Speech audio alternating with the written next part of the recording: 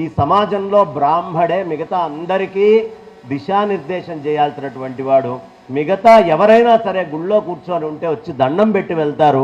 కాబట్టి ఆ పదవిలో మనం ఒక్కళ్ళమే అని విడిగా కాకుండా అందరినీ కలుపుకుంటూ వెళ్ళటము అనేది చాలా ప్రధానమైనటువంటి అంశం. ఈ సమాజానికి నాయకుడిగా ఆ విద్వత్తుని అందించేటటువంటి వాడిగా ప్రతి బ్రాహ్మడు ఉండాలి, సమాజాన్ని ముందరికి తీసుకెళ్లాలనేది నా కోరిక.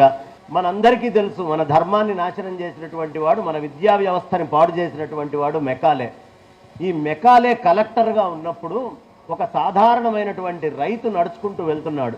వెళ్తూ వెళ్తూ మెకాలే కలెక్టర్ కదా, మరి కలెక్టర్ని చూడంగానే నెత్తిలో ఉండేటటువంటి గుడ్డ సంకన పెట్టుకొని ఆయనకి 2 చేతులు జోడించి నమస్కరించాడు. ఆ రైతును అట్లా చూసి కొంచెం ముందరికి అడుగు వేస్తున్నాడు. ఆ రైతు కొద్దిగా దూరం వస్తే సామాన్యమైన బాగా మాసిపోయిన బట్టలు కట్టుకొని యజ్ఞోపవీతాన్ని ఒడుక్కుంటూ బాగా పాత బట్టలతో ఉండేటటువంటి ఒక బ్రాహ్మడు అక్కడ కూర్చున్నాడు.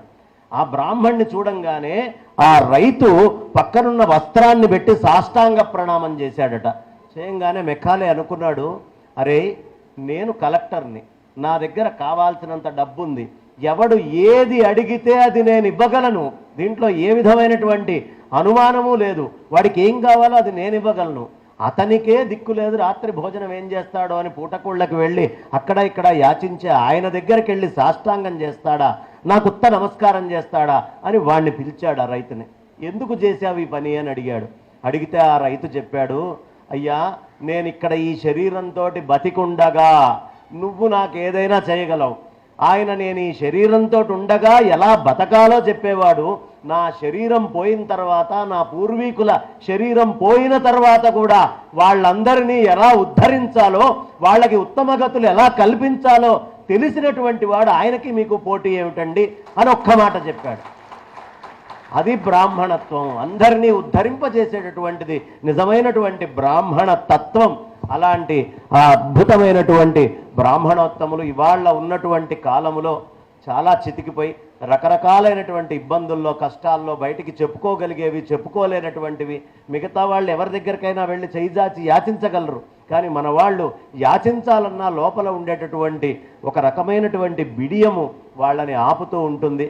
అలాంటి సందర్భంలో ఎలా అందరినీ సహకరించాలి, మనమంతా ఒక కుటుంబం, ఇక్కడ ఇచ్చేవాడు తీసుకునేవాడు ఎవడు లేడు, తండ్రి కొడుక్కు పెట్టేది ఎట్లాంటిదో బ్రాహ్మణ సంక్షేమ సంఘం తరపున మిగతా బ్రాహ్మణులందరూ కలిసి ఇతర బ్రాహ్మణులకు ఇచ్చేది అటువంటిదే. ఇక్కడ ఎక్కువ తక్కువ అనేటటువంటిది ఏమీ ఉండదు. మనమంతా ఒక కుటుంబంగా ఉండి ముందరికి వెళ్ళాలి అని చెబుతూ, అయితే ఇదే స్పిరిట్ ఇవాళ ఇక్కడ ఎలా కనిపిస్తున్నారో, మన ధర్మాన్ని ఎవరైనా వంకబెట్టినప్పుడు కూడా రోడ్డు మీద వచ్చి నిల్చొని గర్జించడానికి ఇదే విధానమైనటువంటి ఐకమత్యం మనందరిలో ఉండాలి. మనం అందరం ఒకటిగా ఉండాలి.